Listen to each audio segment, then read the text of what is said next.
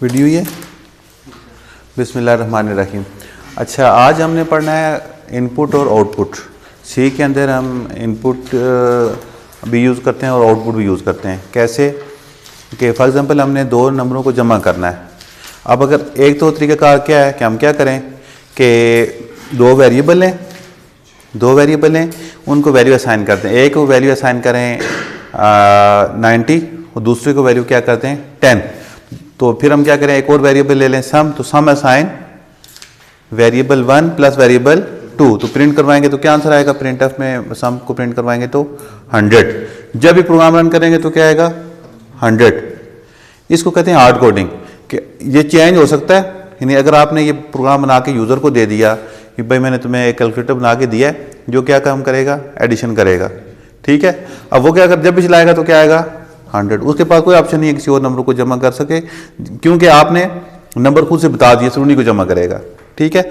अब अगर आप ये चाहते हैं कि आप एक प्रोग्राम बना के यूज़र को दे दें कि वो क्या करे, उसकी मर्जी हो, कोई से भी दो नंबर एंटर कर ले, कभी वो 100 और 200 कर ले, कभी 10 और 20 कर ले, जिसको वो चाहे वो क्या कर ले, ऐड कर ले, ठीक है। अब यूज़र के पास ये ऑप्शन नहीं होता प्रोग्रामिंग का कि आप इसको कहते हैं ना सोर्स कोड। ये आपको मैंने बताया ना, एक होता है सोर्स कोड और दूसरा कौन सा होता है ऑब्जेक्ट कोड। सोर्स कोड में आप प्रोग्रामिंग करते हैं, ये कन्वर्ट होता है किसमें, ऑब्जेक्ट कोड में या एग्जीक्यूटेबल फाइल में। तो यूज़र को अमूमन क्या दिया जाता है, एग्जी फाइल या ऑब्जेक्ट कोड, सोर्स कोड नहीं दिया जाता, क्योंकि यूज़र तो प्रोग्रामर नहीं होता।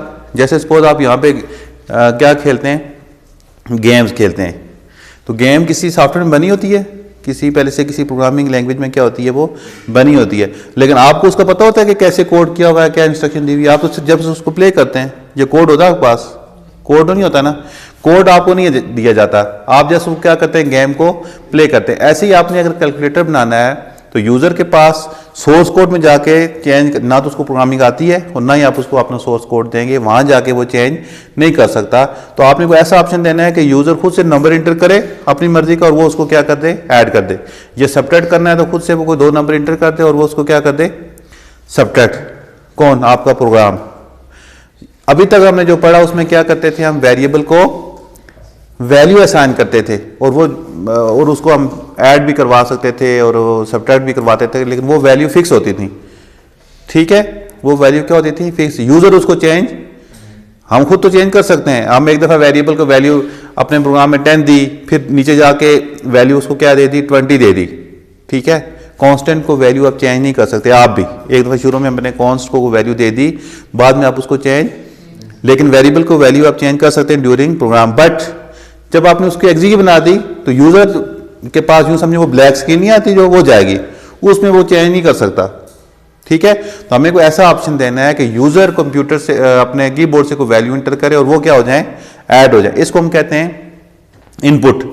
कीबोर्ड से जो कोई भी जो डाटा कीबोर्ड या किसी और डिवाइस से हमारे प्रोग्राम में आता है उसको हम क्या कहते हैं, इनपुट। और स्पेसिफिकली अगर कीबोर्ड से डाटा आ रहा है तो उसको हम कहते हैं स्टैंडर्ड इनपुट। उसको हम क्या कहते हैं, standard input.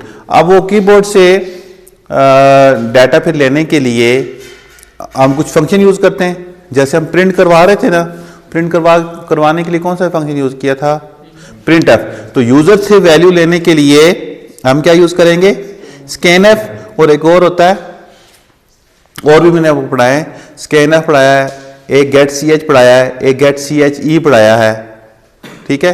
Gate C H, get C, scan F और गेट एस। गेट एस होता है एक फंक्शन जो एक से ज़्यादा character, get S mean get string. String क्या होता है, कम्बिनेशन ऑफ करेक्टर्स। एक से ज़्यादा करेक्टर्स हमने अगर एट ए टाइम लेने हो तो हम कौन सा फंक्शन यूज़ कर सकते हैं, गेट एस।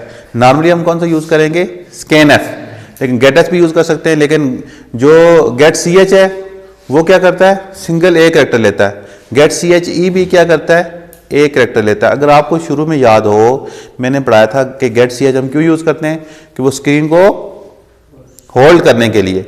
लेकिन जो ही हम वो करेक्टर को दबाते हैं तो स्क्रीन क्या हो जाती है, चली जाती है। लेकिन वो जो हमने करेक्टर दबाया वो भी हमें डिस्प्ले नहीं होता। जो ही हम करेक्टर दबाते हैं तो वो क्या होती है, स्क्रीन वहाँ से चली जाती है, वो डिसअपियर हो जाती है। अगर आप get C H E use करेंगे ना, अगर आप get C H E use करेंगे बजाय गेट सी एच के, तो get C H E stand for echo, जो आखिरी ई है गेट सी एच का वो उसको क्या मतलब होता है, इको। उसमें ये होता है कि आप जो कैरेक्टर लिखेंगे आपको स्क्रीन पे वो नजर भी आएगा, जो भी वो कैरेक्टर लिखेंगे वो क्या होगा स्क्रीन पे, उसके बाद वो क्या हो जाएगी, डिसअपीयर हो जाएगी। लेकिन गेट ch में क्या होगा, वो कैरेक्टर भी नजर नहीं आएगा। तो बहरहाल ये जो फंक्शन है ये हम किस लिए यूज करते हैं, इनपुट के लिए। scanf, ये तो क्लियर हो गया ना कि इनपुट कैसे है, कैसे हमने कीबोर्ड से किस मकसद के लिए लेनी है, वेरिएबल को वैल्यू वहीं पे दे सकते हैं, तो फिर कीबोर्ड की क्या जरूरत है। तो आपको बात समझ आई कि आपने जब यूजर को देना है एक्जी फाइल देनी है, उधर अगर आपने कोई कैरेक्टर, या यूं समझें कि यूजर को आपने कैलकुलेटर बना के दिया, ठीक है, अब कैलकुलेटर में वो क्या करेगा, 2 नंबरों को जमा करेगा और स्क्रीन गायब। चले आपने उसको ये दिया कि वो कैरेक्टर अपनी मर्जी के 2 नंबर इंटर कर दे और उन 2 नंबरों को क्या हो जाए, जमा, और रिजल्ट डिस्प्ले हो जाए, उसके बाद क्या हो जाएगा, स्क्रीन खत्म हो जाएगी ना।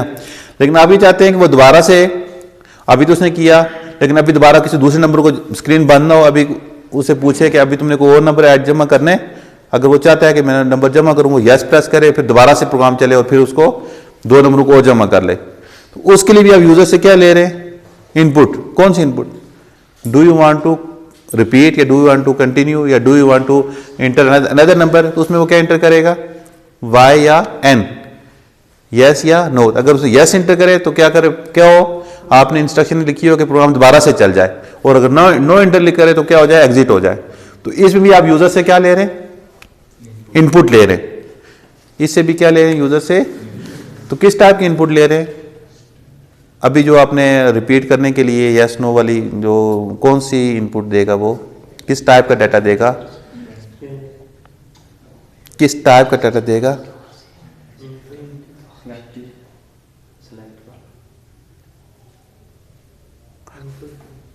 आपने यहाँ कीबोर्ड से कोई डाटा भेजना है ना, उसकी टाइप क्या होगी, टाइप, डाटा टाइप,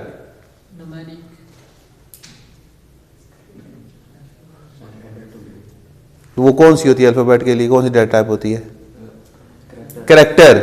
रिपीट करने के लिए आप करवा रहे हैं तो वो क्या एंटर कर रहे हैं उसमें, वाई या नो, तो वो कौन सी डाटा टाइप होगी, कैरेक्टर। लेकिन अगर नंबरों को जमा करना है तो फिर किस टाइप का डाटा एंटर करेगा, इंटीजर या फ्लोटिंग टाइप का डाटा एंटर करेगा। तो हम ये scanf में फिर क्या करते हैं, मेंशन करते हैं कि इसने किस, अगर scanf फंक्शन यूज कर रहे हैं, अगर हम गेट ch यूज करें तो फिर तो कंफर्म है ना कि वो उसने क्या लेना है, सिर्फ कैरेक्टर लेना है।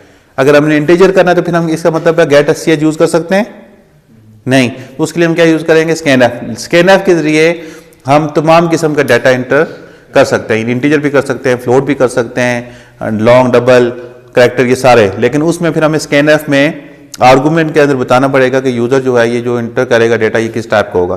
पर इनपुट समझ आ गई। दूसरी चीज आउटपुट। आउटपुट क्या है कि आप कोई भी चीज जो स्क्रीन पे डिस्प्ले करवाते हैं, anything which your program display on the screen is called output. तो आउटपुट जो है वो उसके लिए जो हमने फंक्शन पढ़ चुके हैं वो कौन सा है, प्रिंटफ, और एक और फंक्शन भी होता है पुटस। एक स्ट्रिंग अगर डिस्प्ले करनी हो तो हम क्या यूज कर सकते हैं, पुटस का फंक्शन भी यूज कर सकते हैं। तो दूसरा कौन सा यूज करेंगे, प्रिंटफ फंक्शन। तो प्रिंटफ के अंदर जो चीजें होती हैं वो क्या होती हैं, एक होती है फॉर्मेट स्ट्रिंग। प्रिंटफ में क्या होता है, फॉर्मेट स्ट्रिंग, यानी इसका जो सिंटैक्स है वो हम क्या लिखते हैं, प्रिंटफ, और उसके अंदर डबल कोट्स में क्या लिखते हैं, फॉर्मेट स्ट्रिंग, और फिर क्या लिखते हैं, comma, argument list, argument list.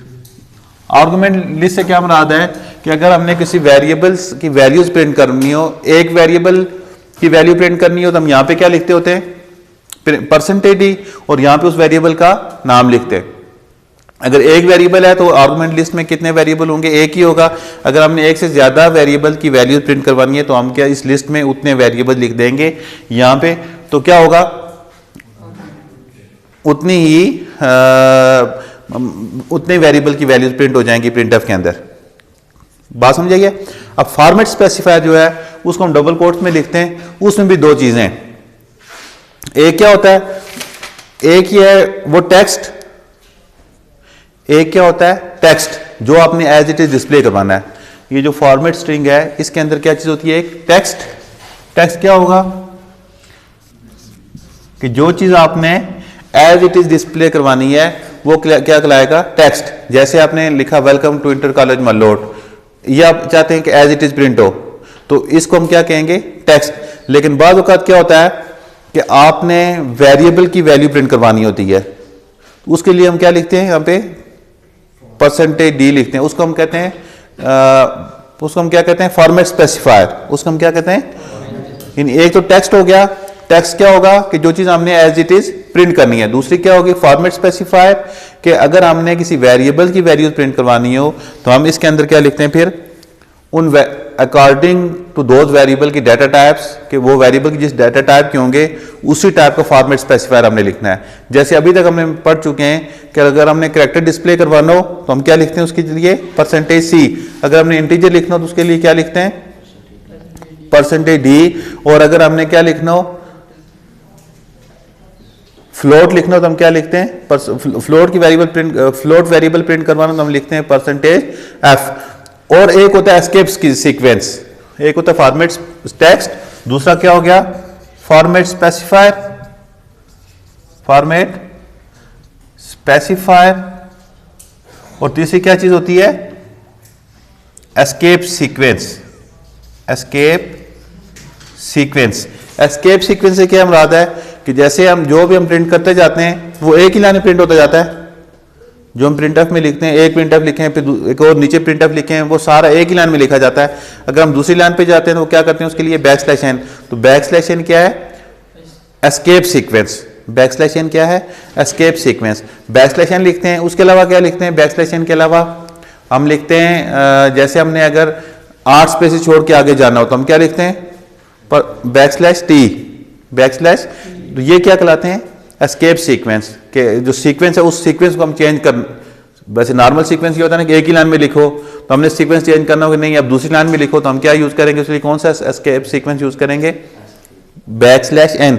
और अगर सपोज हम नॉर्मली ये होता है कि एक स्पेस, अगर हम प्रिंटफ के अंदर एक स्पेस देना तो एक स्पेस आ जाएगी। वेलकम के बाद हम वेलकम टू लिखना चाहते हैं, वेलकम और टू के दरमियान स्पेस आ गई, तो कितनी स्पेस होगी, एक। आप चाहते हैं 8 स्पेस हो तो हम क्या यूज करेंगे, बैक स्लैश टी। तो ये हो गया एस्केप सीक्वेंस। अब फॉर्मेट स्पेसिफायर जो है उसके अंदर दो चीजें होती हैं, फॉर्मेट स्पेसिफायर के अंदर भी। फॉर्मेट स्पेसिफायर के अंदर हम क्या एक तो डाटा टाइप स्पेसिफाई करते हैं कि किस टाइप का डाटा है, और दूसरी क्या चीज होती है, विड्थ बताते हैं कि कितनी विड्थ में। फॉर एग्जांपल देखें, अगर परसेंटेज डी हमने लिखा, परसेंटेज डी अगर हमने लिखा और इसमें प्रिंट क्या करवाया, एक वेरिएबल ही है, इंट वेरिएबल है वी असाइन 10, ठीक है। अगर हम यहां पे लिखें परसेंटेज 4D, परसेंटेज किस में लिखेंगे, ये प्रिंट एफ में। प्रिंट एफ में क्या लिखें, परसेंटेज 4D, और यहां पे क्या लिखें, V। तो अब क्या होगा, इसकी लेंथ कितनी है, 2। कितने कैरेक्टर हैं इसके, 2 कैरेक्टर, लेकिन हमने विड्थ कितनी रख दी यहां पे, 4।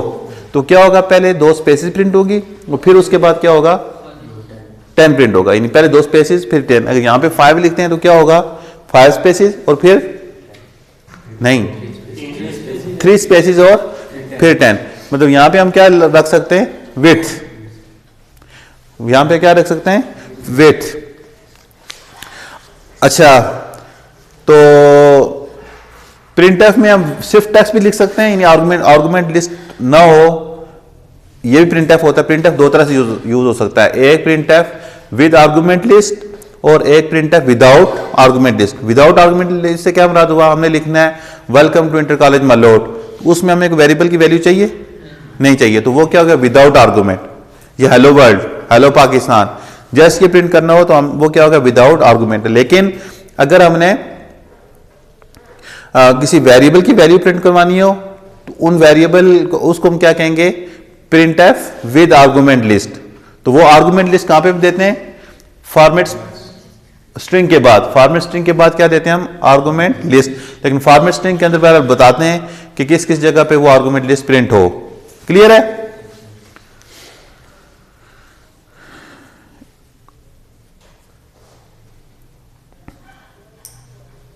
चलेंगे, ये प्रोग्राम है, हम एक ये प्रोग्राम हम लिख लेते हैं। ये हम कर चुके हैं वैसे पहले, अब इतनी जरूरत नहीं है इसकी, लेकिन फिर भी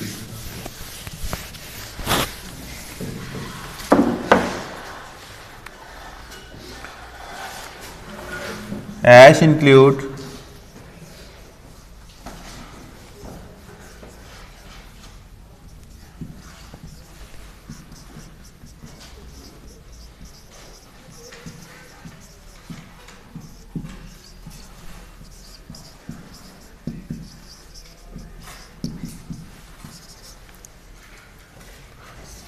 CLR SCR किस लिए यूज होता है?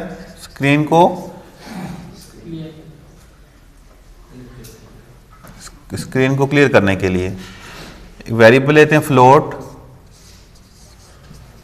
VAR where 1 assign 10.1, फिर एक और वेरिएबल लेते हैं फ्लैट where 2 assign 20.3, फिर क्या लेते हैं फ्लोट रिजल्ट RES, एक वेरिएबल ले लिया। अब RES में क्या स्टोर कर रहे हैं? RES assign where 1 plus where 2। तो इसको हम अगर प्रिंट करवाएं तो कैसे लिखेंगे? प्रिंट है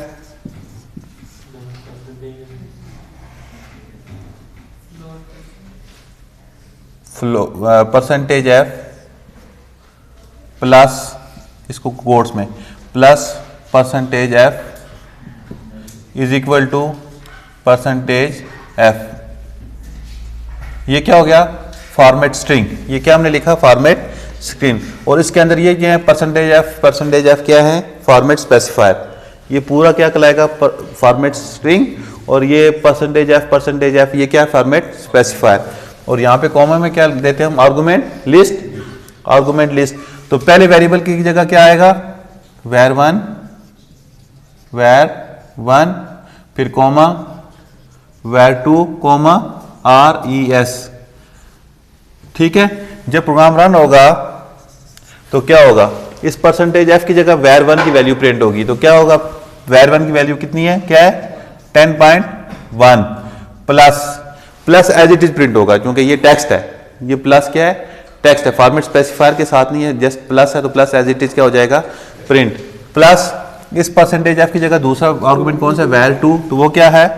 20.3 प्लस नहीं, उसके बाद क्या है? इक्वल। ये equal as it is print होगा। और फिर उसके बाद क्या? परसेंटेज F, इसके की जगह क्या होगा? RES की वैल्यू। तो RES में क्या स्टोर हो रहा है? where 1 plus where 2। तो क्या होगा? 30.4। तो यहां पे क्या आएगा? 30.4। ये एग्जांपल है प्रिंट एफ। इस तरह से वो इस्तेमाल होता है, उसके अंदर ये फॉर्मेट स्पेसिफायर और ऐसे इस्तेमाल होते हैं। क्लियर है?